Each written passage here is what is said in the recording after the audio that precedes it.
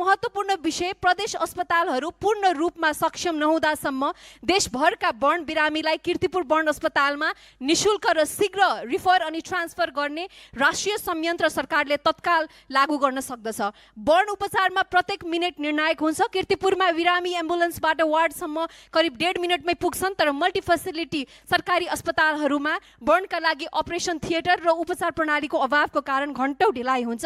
यस्तो ढिलाइले जीवन र मृत्यु बीचको दूरी तय गर्ने हो, किनभने अन्य अस्पतालहरूमा कीर्तिपुरमा जस्तो एक्सपर्टिज बिरलै छ।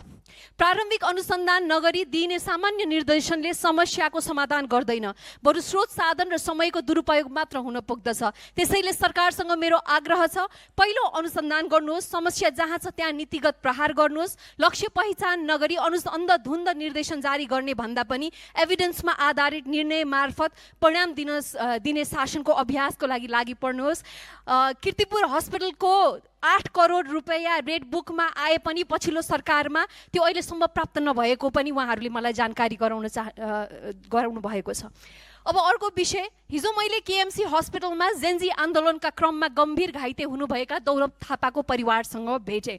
उहाँकी श्रीमती यमकला थापाले सुनाउनु भएको पीडा एउटा परिवारको मात्र कथा होइन, राज्यको असंवेदनशीलताको प्रतिबिम्ब हो। दौलत थापा आन्दोलनमा गम्भीर घाइते भए विगत 9 महिनादेखि कोमामा उपचाररत छन्। म सरकारसँग सोध्न चाहन्छु, घाइतेहरूको उपचार, पुनर्स्थापना, क्षतिपूर्ति र पुनर्वासको जिम्मेवारी कहिले लिने? दौलत थापाको परिवारले मलाई भन्नुभएको छ, यदि न्याय र उपचार भएन भने उहाँहरू सिंहदरबारको मूल ढोकामै आत्मदह गर्न बाध्य हुने अवस्था पुगेको छ।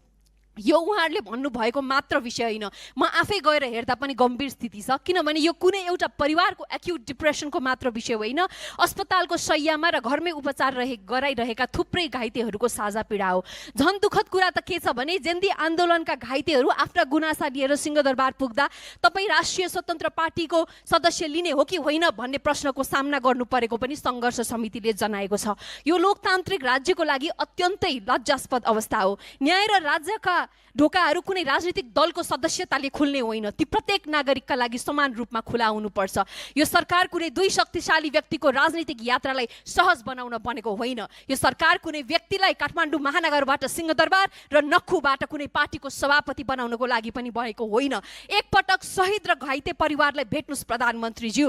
हिजो भर्खरै गृहमन्त्रीज्यूले घाइतेहरूको सम्मानजनक व्यवस्थापनमा भनेर 24 बुँदे निर्णय गर्नुभएको समाचार आयो। सङ्घर्ष समितिले तयार गरेको 23 बुँदे माग पत्र प्रधानमन्त्री तथा सबै मन्त्रालयहरूमा बुझाइएको थियो, तर दुःखको कुरा उक्त 23 बुँदे मागलाई मूल भावना अनुसार कार्यान्वयन नगरी तोडमोड गरी 24 बुँदे निर्णयको रूपमा सार्वजनिक गरिएको गुनासो सङ्घर्ष समितिले जनाएको छ। एकपटक उहाँहरूसँग पनि छलफल गर्न आग्रह गर्दछु।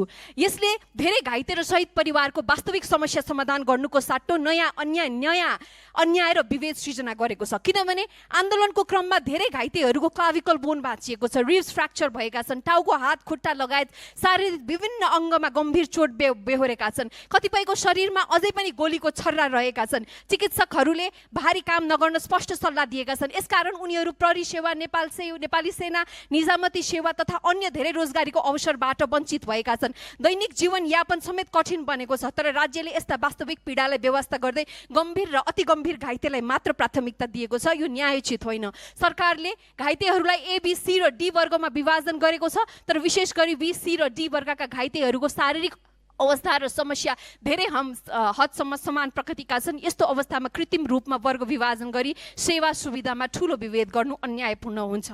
म सरकारलाई अन्तिममा बधाई दिन चाहन्छु। फेरि पनि पहिला झै जलनको पीडालाई विषयान्तर गर्नुभयो गाडी आतङ्कले, त्यसको लागि तपाईँहरूलाई धन्यवाद र बधाई।